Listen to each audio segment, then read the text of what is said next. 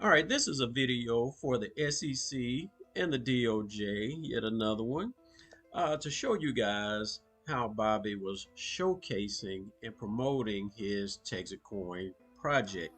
Now, his whole goal was to get money from people. That's why I call this a money grab. He's saying, invest this much. I'm going to give you some quote unquote hash or whatever that case is. That's just a number that he came up with arbitrarily.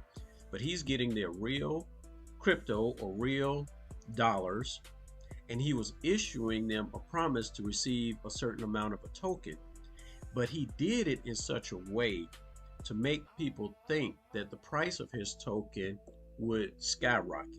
So you guys have seen this in that path to 16, then he came up with a path to 80, and even talking about thousands. So in this video clip here, you can go check it out on this platform here. It's introducing Texit Coin, and this is August the 14th of 2025, coming up on a year, 2 months, and it'll be a year. But check out what he says, guys. This is the camera now. It's like, I'll look you in the eye here and tell you I believe it's very possible for us to get there. I wouldn't be working on this project if it wasn't. I got 2 million Texit Coin. At 16, it's 32 million bucks. Not worth it. But at $1,000, First, I'm gonna pause here. He's already sitting on 2 million Texit coins, so he has very much a lot of incentive to keep this thing going, because if the price pumps up, not only does he have the Texit coin that he's issued to himself and to issue some to his wife, family, friends, cohorts, whatever the case is, he's also getting the real money from investors. So he was cashing in on both sides, while investors were taking a huge risk in investing in this. But they were incentivized to invest because he was preaching this type of message about $1,000. Listen to this. 2 million Texit Coin is very much worth it. That's what I'm working for day in and day out. And again, I believe it's very possible for us to get there together. Not me, not the people at the office, but us together. So I made a mistake the other night. Like I said, this is a bit of a correction. Don't forget the halving. But if the price or the output per block gets chopped in half, there's a good expectation that the price doubles. If you look at the price of Bitcoin, it goes through a halving experience as well. You can see a pattern of, okay, the price kind of gets low towards the halving and then it pops, or vice versa. I don't really remember. Point is, halving happens, cuts the reward in half, but we're not stopping at 1,000. Remember this moment. Take a little selfie of you sitting here, listening to the founder and fearless leader talking about $1,000 a coin, and then pull out that picture when we pass $1,000 a coin and be like, man, I'll never forget. On August 14th, he was talking about $1,000 a coin, and here we are. See, guys, this is the exact type of information that was being pushed out by Bobby and pushed out by everybody that was promoting Texit Coin because they received it from Bobby. Now, guys, fast forward 10 months. Where's Texit Coin today, guys? Even before the SEC and the Texas State Security Board got involved, where was Texit Coin heading? It was heading straight back to 1 cent. Right? So, for the SEC, guys, look into everything that Bobby Gray has been doing in order to swindle people out of their money. The second thing I want you guys at the SEC to do, I know you're busy, but please look into this guy that goes by BankTeller or Travell Perkins or Tony Perkins, because he swindled a lot of people out of a lot of money as well. He lives here in the States, and let me do a quick Google search on this guy. Show you Travell Perkins right here. Right? This is him.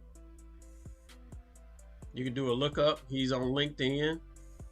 Check his bank records, check what he's doing, because what he's done, and I'm telling this to the SEC, is release tokens and done exploits on them. He blamed exploits on something else, but truly,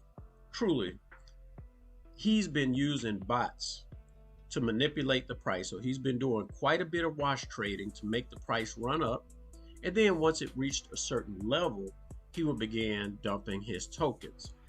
He did that with this specific token. Now, he's done previous projects before this elephant money, but most recently, this was back in 2022 through 25. I guess everybody just got tired of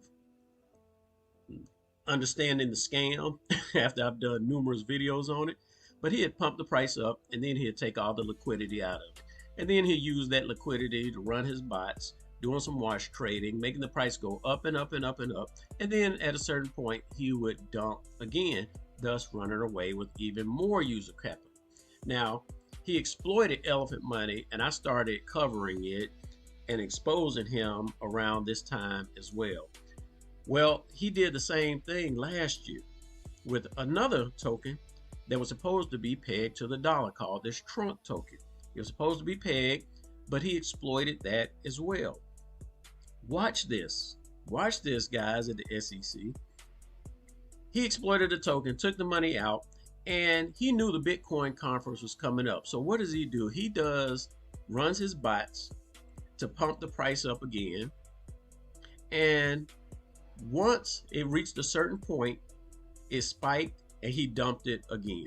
Now, why do I say this? Because any typical developer, when they run into a situation like this, where something critical goes wrong with their system and it gets exploited, what they will typically want to do is find the exploit, fix the exploit, and return people's money if possible. Not BankTeller, not Travell Perkins, not Tony Perkins or whatever he goes by. This guy went to the Bitcoin conference, and I did a video on it here. That exploit happened on July the 22nd. And a few days later, he goes to the Bitcoin conference, hangs out with his buddies there, and rents a big venue after the conference at another hotel or restaurant or something like that. Spent a lot of money on it, going out there trying to promote his new Hoss token or whatever the case is. So if you guys at the SEC have not looked into this BankTeller or Travell Perkins guy, target him. Look into what he's been doing. Check his bank accounts, check his records, and you'll probably find that he's controlling thousands of wallets that he's using to trade with these bots to do that wash trading, and that is illegal indeed. All right, peeps, that's all I got for you in this video, and we will holler on the next one. Peace out.